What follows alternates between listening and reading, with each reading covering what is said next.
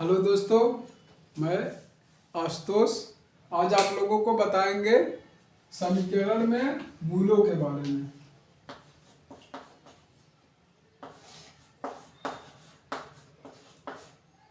समीकरण द्विघात समीकरण के मूल के प्रकृति, नेचर ऑफ रूट।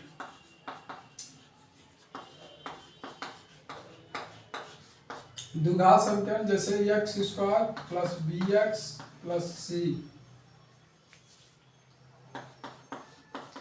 ये हो गया। अगर इसका नेचर निकालना है कि ये वास्तविक है, काल्पनिक है, परमेय है, अपरमेय है, तो इसको निकालने के लिए आपको परीक्षा में दे दिया गया, जैसे एसएससी रेलवे के किसी भी परीक्षा में आपको दे दिया गया, तो आपको फार्मूला लगाना है डी बराबर b square minus 4ac equal to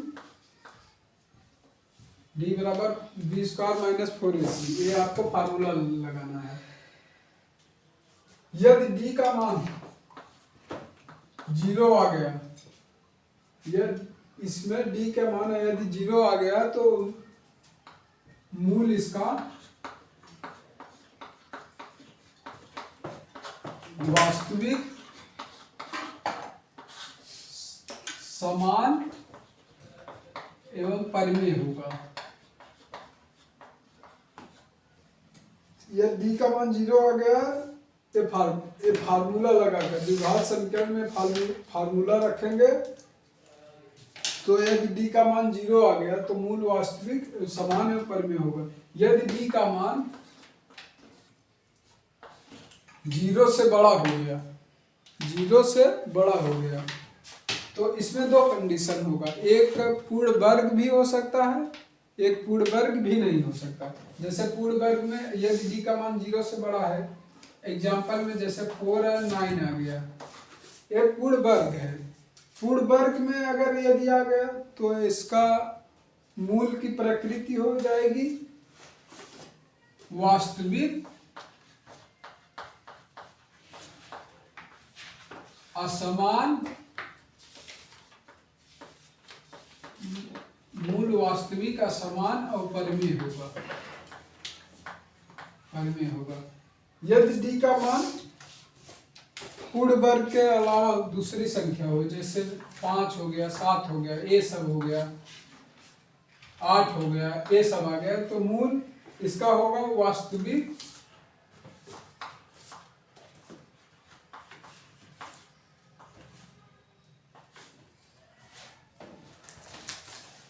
असमान,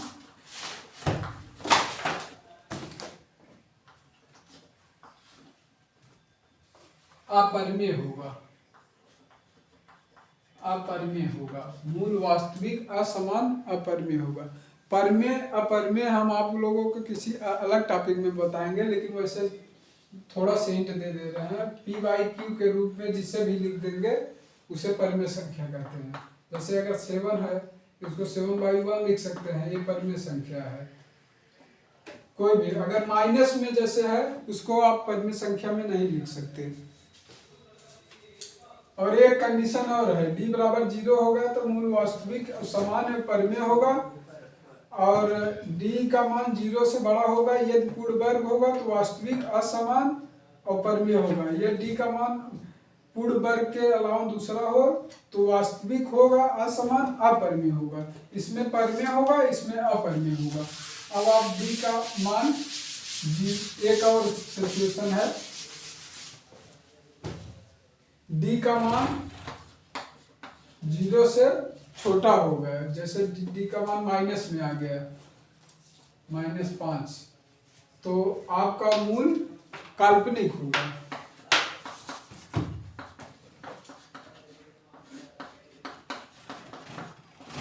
हम आपको कुछ एक एग्जांपल लेकर समझा रहे हैं सवाल में।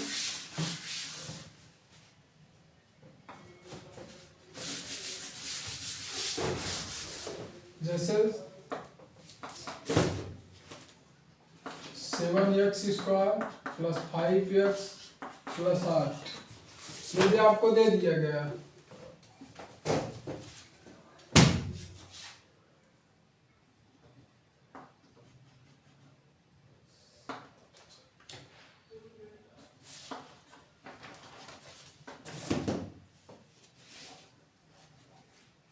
ये 7x² plus x minus 8 equal to 0। यदि इसमें पूछ लिया गया सवाल में इसमें मूलों की प्रकृति बताओ, तो मूलों की प्रकृति निकालने के लिए आप फार्मूला रखोगे d बराबर b² माइनस 4ac। तो बी स्क्वायर बी का इसमें गुणक फैक्टर रखेंगे, बी का फैक्टर क्या है इसमें 1 है, तो बी स्क्वायर 1 का स्क्वायर 1 माइनस 4ac, ए का मान 7 और सी का मान -8, 7 8 56, 1 plus 56 equal to 57। A positive आ और पूर्ण वर्ग नहीं है, तो बताए थे कि यदि d का मान 0 से बड़ा आएगा, यदि पूर्ण दो सिचुएशन होगा, d का मान यदि 0 से बड़ा आए दो सिचुएशन होगा, ये तो पूर्ण वर्ग हो जाएगा, आई एग्जाम्पल 4 9।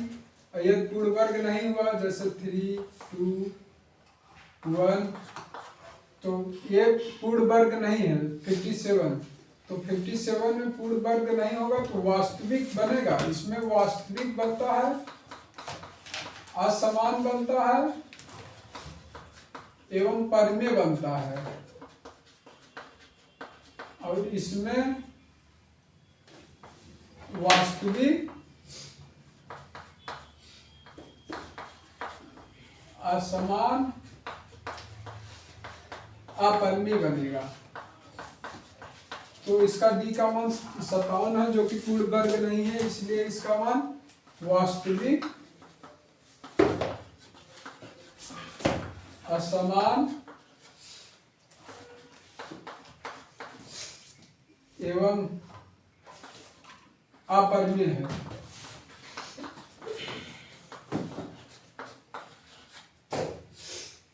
ये चीज है, जैसे आप लोग को नोट कर लो, इसके बाद हम सॉल्व करेंगे।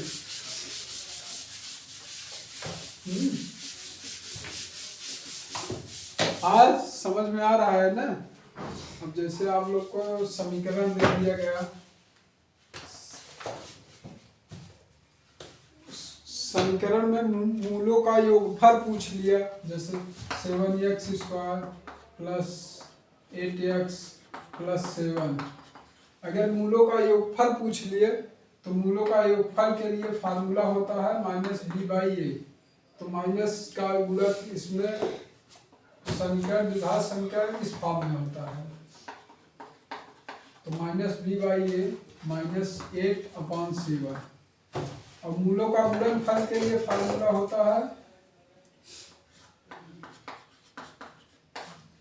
c/a, c का गुणक क्या है a है, तुलना करना है, यहाँ c 7 है a 7 है, 7 7 1 है, ऐसे पूछ लेगा। अगर मूलों का योगफल बताओ, मूलों का गुणनफल, यदि मूल दिया रहे, अगर जैसे मूल अल्फा बीटा यदि यही दिया है,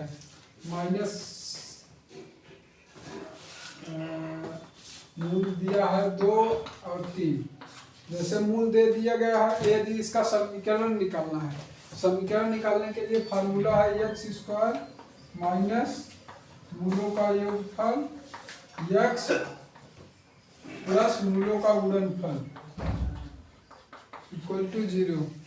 तो जैसे आपको मूल दिया है तो मूलों के लिए समीकरण निकालने के लिए मूलों का योगफल प्लस मूलों का मल्टीपल करना है। जैसे आप x² माइनस मूलों का योगफल रख दीजिए 2 + 3 5x प्लस 2 3 6 इक्वल टू 0।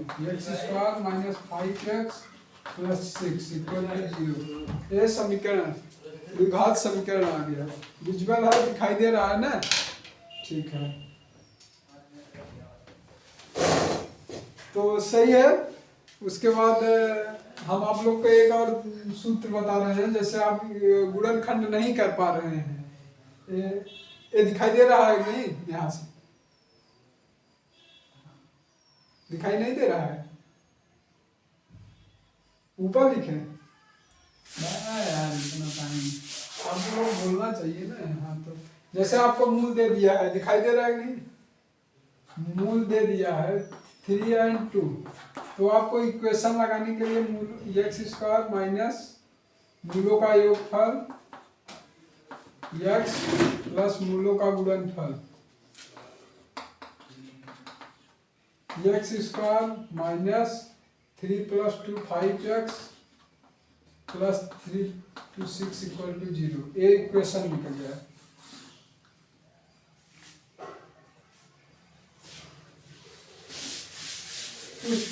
कुछ चीज जो ना दिखे उसका हम बाद में वीडियो रिकॉर्ड कर देंगे, कोई बात नहीं। वीडियो रिकॉर्ड करने में ये YouTube चैनल इस पर फ्री बढ़ाया जाएगा, फ्री कंटेंट है, क्योंकि प्रेमानंद जी महाराज का आशीर्वाद है इस पे सीधा, और पूरे भारत का विश्व में चलेगा। विश्व में वैसे बताना नहीं चाहिए इतना, लेकिन ठीक है फिर भी चलिए। तो अब आप लोग को हम जैसे गुणनखंड बता दे रहे हैं,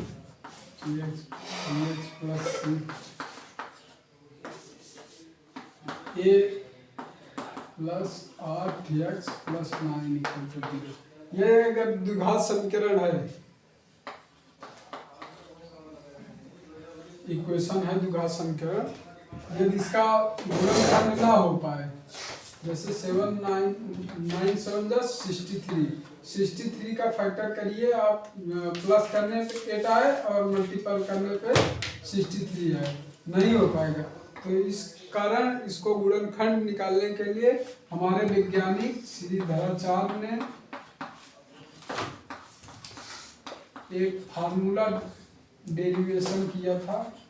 इस फार्मूला के डेरिवेशन से उन्होंने पूरे विश्व में अपना गणित में नाम रोशन किया था। ये फार्मूला था x = -b plus minus curdy में b² - 4ac/2a। ये फार्मूला रख देंगे तो मूल इसका निकल आएगा। तो ये -b रखोगे, यही हम रख के दिखा रहे हैं।